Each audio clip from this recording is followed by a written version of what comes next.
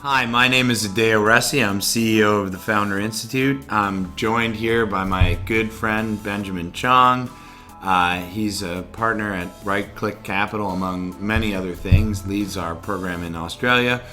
We're on Mindstorm, a podcast about mindful and awake entrepreneurship, and today we're going to be talking about well-being and what a founder or entrepreneur who's looking to do a planetary intervention or a big idea needs to accomplish in order to have a balanced and healthy life and really pursue meaning in the world without killing themselves and people around them. So, Ben, I saw you were quoted in a report about well-being that came out of Australia, and I was just reading it. And so maybe how did you come to get interested in the topic of well-being? Hello, Adeo. It's lovely to be here. Lovely to be here in Silicon Valley. Last year, one of my good friends, Amanda Price, who is the head of high growth ventures at KPMG, ran a survey of Australian founders, and it was quite an extensive survey to better understand and identify what were some of the key drivers of behaviour. And one of the topic areas was founder well-being. What were founders and what are founders doing around their physical health? Are they exercising? Are they getting out on the bike or running from time to time? How are founders looking after perhaps their sleeping lives? Yeah. Are they sleeping at ridiculous hours and waking at the crack of dawn? And also, what type of support do they have for their mind, for their mindfulness? And I thought the results were very interesting. Yeah, I'm just pulling up the report right now. I loaded it in front of me.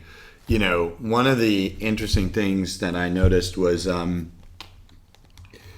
it's a bit of a mixed bag.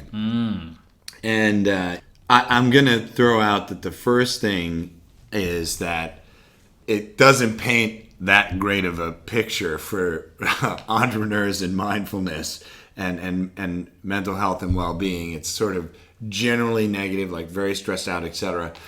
But I remember reading 33% of the entrepreneurs surveyed, which were, I presume, thousands of entrepreneurs, actually engaged in some mindfulness techniques.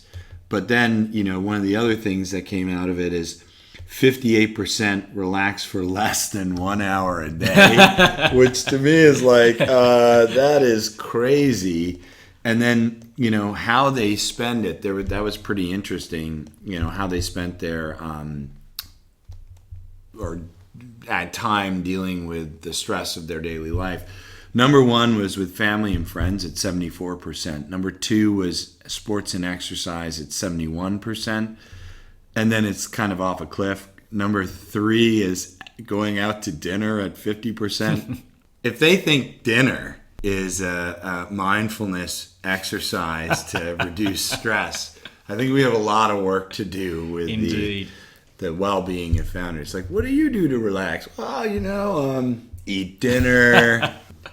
Sleep occasionally. That's right. Not too much. And I think when these results came out, it was a kind of a wake-up moment for me, because I know that as an investor, we have pressure on us from our investors who are institutional investors who are every quarter, what's my report? What's my return? What's my NTA? So we have to report back to them, and of course we find founders who are growing their businesses quickly. And is it any wonder for them to grow their businesses quickly? Apart from money from us, they need to at least feel that they are working their backside off to expand into a new market, to bring out a new product, or to improve the new release of their next product. So for me, it was a real wake-up call. Ben, what are you doing to help the founders that you work closely with? What is our firm at Right Click Capital doing to help the founders we invest in to think not only about the short term, but the short term in light of the long term?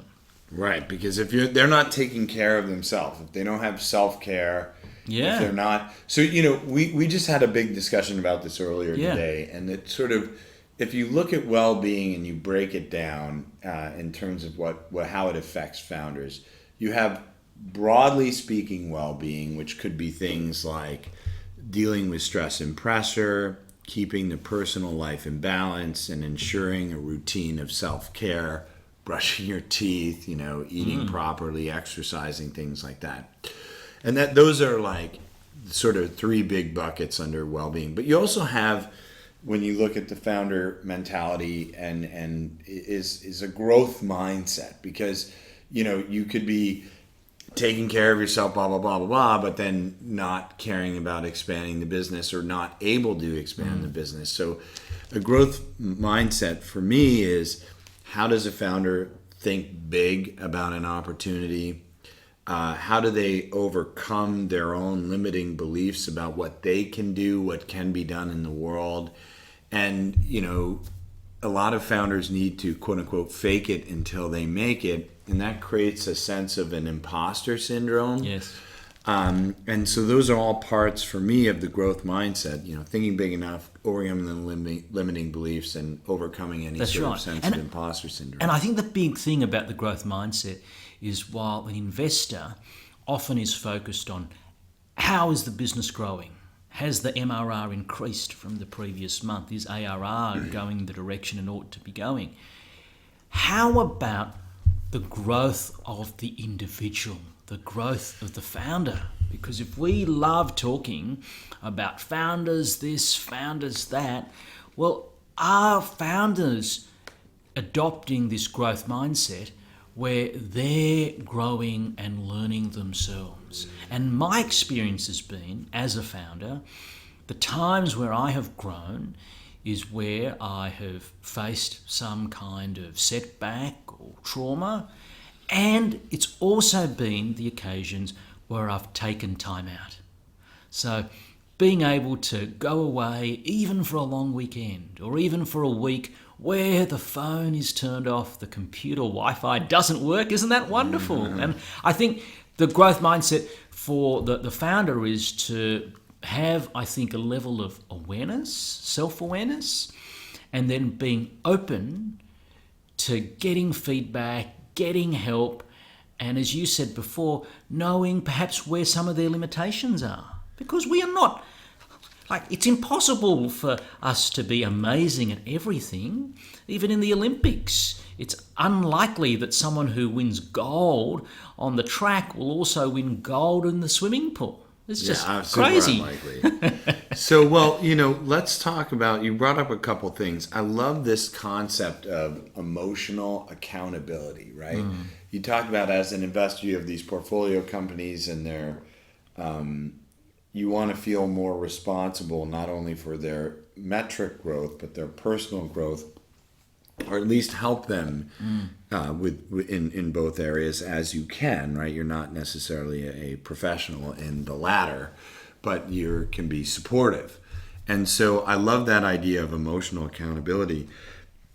And I think that's an idea that we have to start circulating for investors and founders, that it's, hey, you've got your fiduciary accountability, but you also have your emotional accountability. And it's not just the accountability of you to yourself, it's also you to your team, and even you to your vendors, partners, etc. Because, if Apple is pushing their vendors to the point where people are committing suicide, that's not great either, right? This can't just be limited to the walls of your office if you're working with people outside. Well, so the other thing you brought up that I want to more drill into is, you were mentioning, like, if a founder realizes they need help, but that's and then how do you know you need help, and then how do you ask for help, right? Because, I think I don't have an answer, right? How do you know you need help, and then how do you ask for help? I think they're very, very interesting questions, and we're all a bit different. So some of us, maybe I'm speaking for myself now, will only call out for help when I'm in deep distress. Yeah. Whereas those who know me well can see the early signs of my distress or my lack of performance or whatever it is that I'm doing, and are able to come to the aid. So I do wonder whether it is, as founders, building this sense of awareness of when you are a little bit out of control. I love skiing, Adeo, and I love skiing the slopes of North America as well as Japan and other places, and I like going fast. But I know there are times where I'm a little bit on the edge of being out of control, and I don't like that.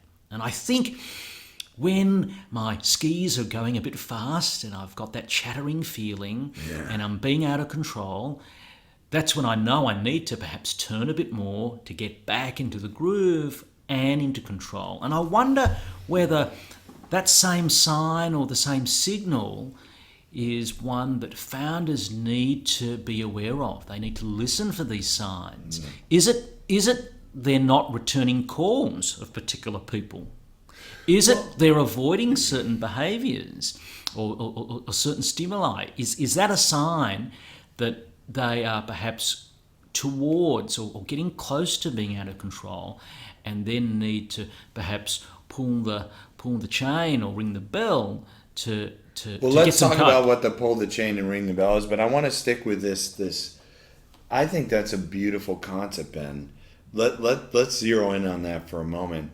If you look back at your history as a person, regardless entrepreneurship, career, leave all that aside, and you think, okay, what was an extremely stressful period of time? Okay, how did I behave in that time? Like, what were the things that I was doing?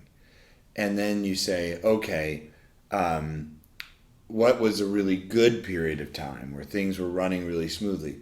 What were the things that I was doing then? You should have, that's a great way of saying, like, okay, so I'll tell you, when I'm in periods of pretty big dramatic change, I drink a lot, like a lot. And you and I were drinking last night, but that's a little bit different. But, we didn't drink that much. No, but I drink a lot. And then, I might start, smoking cigarettes or something. I generally develop these bad habits, and it's like a stress coping. And I drink a lot of coffee, drink a lot of alcohol, possibly smoke cigarettes here and there. I don't sleep very much. Even less than I do now. And, I also find myself then, in order to counteract, I've been watching some extra amounts of bad TV. And so I could probably list out these things, right? And then I don't even need to be conscious that I need help. I just need to be conscious of, like, oh God, I'm drinking like a lot. And what am I doing with this cigarette? I'm like, oh, something's wrong. Like, and then you're like, woo, pull away. And then the question is, so if I can identify the behavior, I might not even know what I need help with, right? But it's a sign that I need help. So then the next question is, what do you do? I think it is important as a founder to develop good friends, sometimes within the business, but quite possibly outside of the business that you can have conversations with. For me, well, some of the problems are not business related. Like your business could be going really well, and then your family life suffers because you're working too hard, and then you start suffering because of family life problems. And I'm a divorced founder, and there's no question that the business affected the divorce. I mean, maybe not 100%, but like a big chunk of it for sure, 60-70%. Was business related, meaning that like the business took a lot of my time. Definitely. And that's why I think it is important to have people who know you in the work or in the business context. That's really important. As well as people who know you and love you outside of the business context. If you don't have friends who are just the what I would call footy friends that I go and see the rugby or the football with, And that's all we talk about, right? The cricket or the rugby or whatever sporting game or the tennis. Like they're friends who see a different part of me. And I think that is so important for us as founders. It's wonderful for me to talk about CAC and LTV and all sorts of wonderful metrics with my business friends, but to have some other friendship group where I'm talking about art, or I'm talking about music, or I'm talking about some kind of theatre, Right. That's wonderful for me, and it's an escape for me. So you want to have both a personal watchdog friend, if you will, and a business watchdog friend, and that's or at least right. Yeah. And possibly more than one, but at least one in each big bucket. I would agree with that. Is there, it could be the problem you have with family being in that role is that they're the ones usually suffering, so they're not, able to communicate with you. It's like, hi, I'm suffering, it's like, what, huh? So I think having someone who's not a direct family member in the friend bucket and having someone who's like close to you as a mentor or other in the business bucket, I think is important. And then, if you spot these bad behaviors, what do you do then?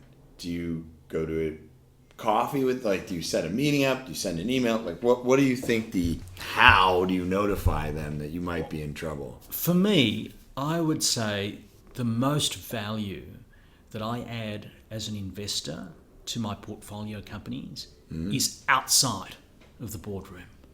Right. Of course, we have great conversations in the boardroom. But how do they get to you and say, hey Ben, I'm exhibiting some bad habits. I think I might be stressed out or under too much pressure, whatever. That might be very vulnerable for a CEO to say to you.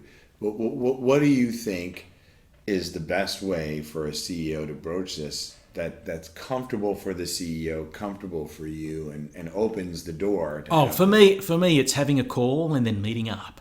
I think nothing beats having a coffee or a casual cocktail or drink away from the office, away from the scene, if you like. Of the crime? Yeah, to talk. I think it's so important I like that. To do that. But now they're talking about things that are sensitive, right? So it's like, and they don't want to look bad in front of you. So what does someone say? Look, what I say to founders is that, of course, I understand the need to sometimes have the veneer, to have the polish, to have the beautiful wrapper, but making a sausage is a little bit messy when you go to the factory, and it's okay because good investors will have seen how the sausage is made. Yeah, many times over. Yeah, so I don't think you need to be shy or somehow shameful about that. It's about acknowledging whatever the issue is, being honest, and then working out how do you get through this situation. Okay, so we covered well-being, we covered growth mindset, we covered emotional accountability. We discussed having a friend that's your watchdog, emergency contact, if you will, a business mentor, investor, or the other doing that on the business side as well, and identifying traits that happen in times of stress, using that as a signal to reach out, setting up a call, meeting in person. I think these are all really amazing suggestions that can help a lot of founders go from A to B. So with that said, what are any closing thoughts you have on well-being? I'll add a small one, and that is that when it's at every phase of launching a company, you're going to get outside your comfort zone and you're going to run into some sort of issue. And it's likely, it's almost certain that other founders will have experienced exactly what you did. And so another recommendation that I would have, besides having an emergency contact and, so to speak, in the business and the friend bucket, is to have a group of other entrepreneurs that you associate with, either on an email list or Facebook group or something, some way that you stay in touch and you make a commitment to be vulnerable about these things, because it will certainly help you. And then someone else may be even experiencing the same thing at the same time. And that will create a great deal of camaraderie and help calm and bring you into balance with some of these challenges. And any closing thoughts from you, Ben? Look, I agree with you in that. I meet up regularly with a bunch of business buddies, and we do exactly that. We share not only the highs, but we share the lows. And I think when we share some of those lows, we realise, wow, not is always what it seems on the outside, but through those lows, we're able to share with one another how we've gotten through that. And I think being able to benefit from the wisdom of others is so important. And it does mean that when we celebrate the highs, they're really, really high, because we've got to know the backstory of each other in that time. Yeah. That is, and I've done the same. So thank you, Ben, for being our guest, and what great insights on well-being of a founder's mental health and lifestyle. Hopefully we're going to help a lot of founders who listen to this live a more productive and more balanced life as they pursue their dreams. Thank you very much, Adeo.